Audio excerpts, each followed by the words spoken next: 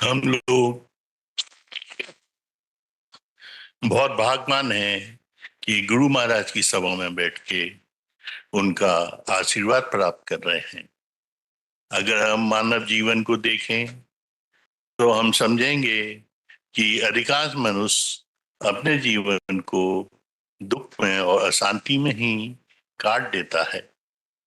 अशांति क्या है? जब हम किसी एक विचार को बार बार सोचते हैं तो वो ही हमारे अशांति का कारण बनता है। इसके विपरीत जब हमारे अंदर कोई विचार ना हो, कोई इच्छा ना हो, तो हमको शांति मिलती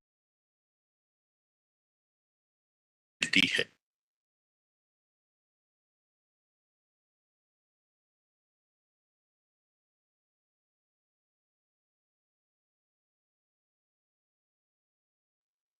दुख क्यों होते हैं? अगर हम देखें तो दुख है इस संसार में, पर इसका कारण है हमारी अज्ञानता। हम लोग अपनी अज्ञानतावश कुछ भ्रांतियां पाले हुए हैं और उन्हीं पर चलते हुए हम जिंदगी भर दुखी रहते हैं। सबसे पहली भ्रांति यह है कि हम इस संसार में अपने सुख को ढूंढते हैं, पर वो कोई वास्तविक सुख नहीं है। अगर कोई हमारी तीव्र इच्छा पूरी हो जाती है तो हमको कुछ समय सुख मिलता है। ये पानी में उठने वाले बुलबुले के समान होता है जो बहुत जल्दी बैठ जाता है, फिर हमें कोई इच्छा आके घेरती है। दूसरा, हम ये सोचते हैं कि हम गृह जीवन में हैं, ये अध्यात्म हमारे लिए बना ही नहीं है, यही हमारी नियति है, इसी तरह हमारी जिंदगी व्यतीत होगी। परंतु गृहस्थ जीवन साधक के लिए बाधक नहीं है, वो सहायक ही है। अगर बाधक है तो हमारा इस संसार की तरफ बढ़ता हुआ मोह, हमारे विचार जो कि हमको नीचे गिराने का काम कर रहे हैं, ये विचार और जो हमारी है इच्छाएं हैं, वो हम सुधार भी सकते हैं। उसके बाद अगर हम दुख से कैसे बचे, उनका अंत कैसे हो, इस विषय में सोचें तो उसके लिए सर्वप्रथम हमको अपने स्वयं को पहचानना होगा कि हम कौन हैं, हम कहाँ से आए हैं, हमारा इस जीवन का लक्ष्य क्या है। ईश्वर ने अपना अंश हमारे अंदर दिया है, पर अधिकांश मनुष्य इसको भूले हुए हैं। वो उनको ज्ञात ही नहीं है कि ईश्वर का अंश है, वो इस शरीर को ही प्रमुख समझते हैं। इसलिए अगर देखा जाए तो को हर एक मनुष्य दिव्य है और महान है।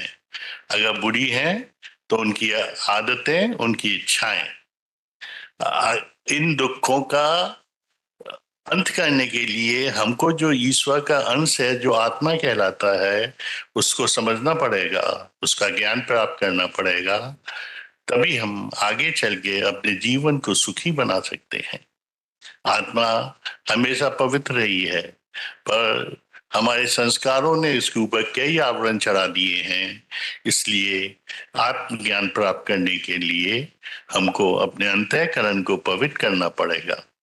अब हमारा अंतःकरण कैसे पवित्र हो, इसका उपाय क्या है कि हम अपने दुखों का नाश करें। इसके लिए हमको अपने जीवन को अध्यात्म के प्रकाश से भरना पड़ेगा।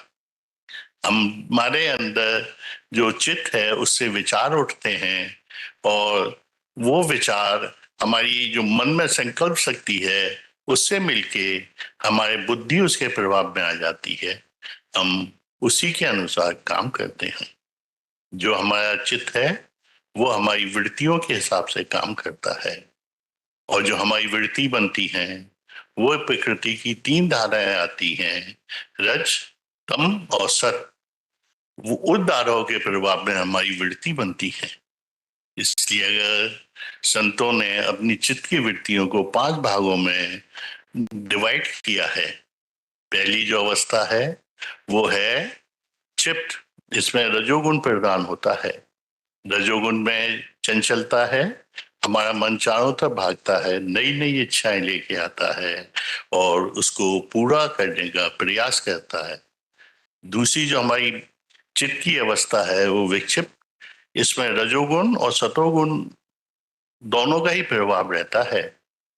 जब हमारी कोई इच्छा पूरी हो जाती है तो हमको खुशी भी मिलती है, हमारी मन, और आगे चल के फिर हमारी नई इच्छा आ जाती है तो हम फिर दुखी हो जाते हैं। इसके बाद की जो अवस्था है वो मूढ़ कहलाती है। इसमें तमोगुण प्रभाव प्रधान है।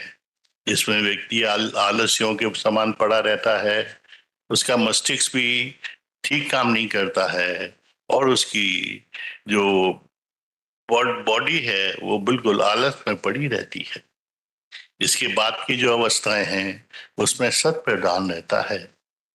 वो उनको आती हैं जो कि ईश्वर प्राप्ति के मार्ग पे चलते हैं। इसमें पहली है एकाग्रता।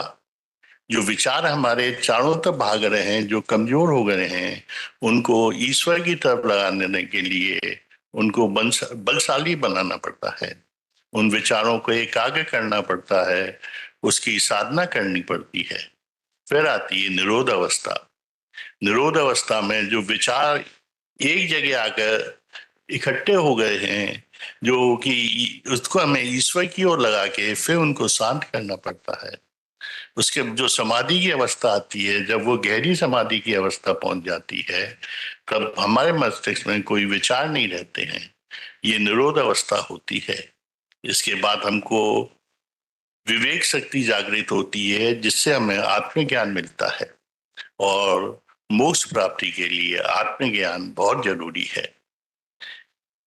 हमारे ऊपर जो ये जो प्रकृति की धाराएं हमारे ऊपर जो असर डाल रही हैं, वो उसमें हमको रज को सत की ओर बढ़ाना पड़ेगा। धीरे धीरे हम सत में स्थापित हो जाएंगे, परंतु सत भी अंतिम सीढ़ी नहीं है। सत भी माया के प्रभाव के अंदर आता है।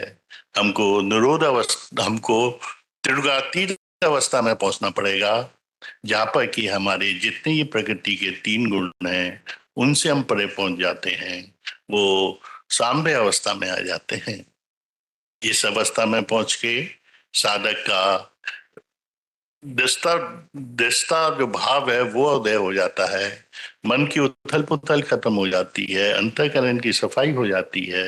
वो किसी से द्वेष भावना नहीं रखता है, ईश्वर की याद में रहता है। और यही संत की पहचान है।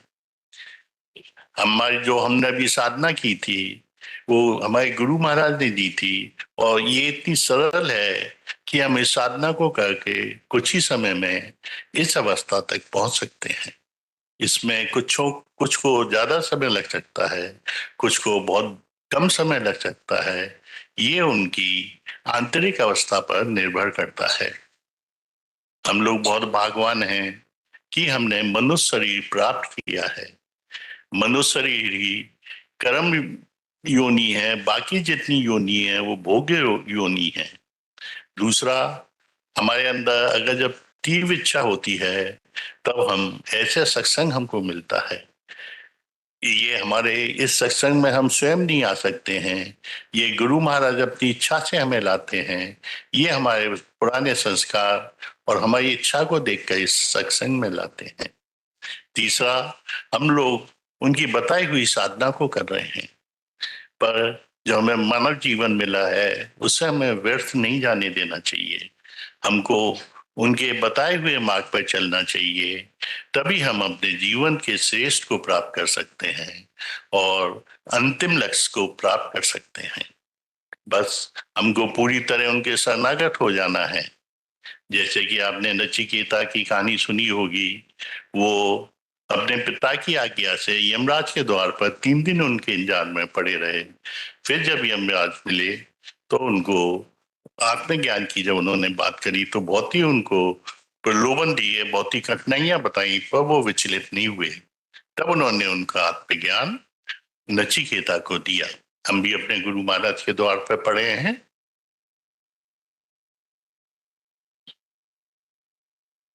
जो रास्ते में आने वाली कठिनाइयां हैं वो हम लोग नहीं कर सकते, नहीं उनसे बच सकते। उसके लिए गुरु महाराज की शक्ति की आवश्यकता है।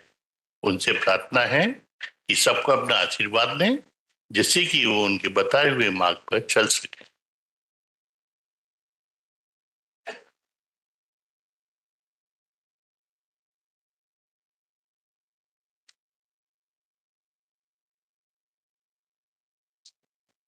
हम लोग सुबह शाम की साधना करते हैं, बाकी दिन भर हम लोग संसार में रहते हैं।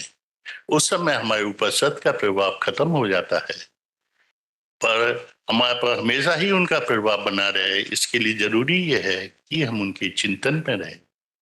गुरु महाराज ने 2 समय बताए हैं, वैसे तो 4 समय बताए हैं, पर जिसने 2 समय का साध लिया वो बहुत जल्दी उस अवस्था में पहुंच जाता है कि उनकी याद उन्हें आती रहती है। एक, भोजन करने से पहले जो हम कुछ भी भोजन करें और उनकी याद में करें तो उसमें मां सतोगुण का प्रभाव बढ़ता है। दूसरा, निद्रा के समय जब हम उनकी याद करके सोएंगे तो हमारा अंतःकरण रात भर उसमें ही अटका रहेगा और रात भर हमारी साधना होती रहेगी। जब हम इस निवेद, जो ये निवेद रखा है, इसे गुरु महाराज को अर्पण कर देंगे तो उसमें दिव्य शक्ति आ जाएगी। सभी लोग बड़े भाव से इस निवेद को गुरु महाराज को अर्पण कर दें और उनसे प्रार्थना करें कि इसे स्वीकार कर सभी को अपना आशीर्वाद प्रदान करें।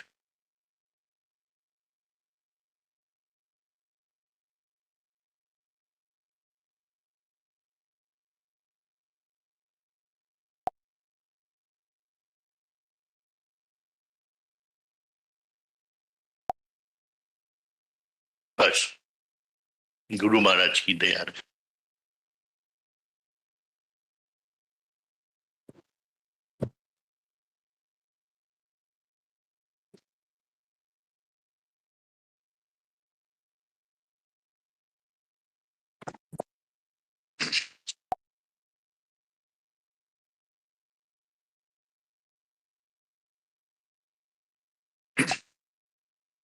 परम पूज्य गुरु महाराज, परम पूज्य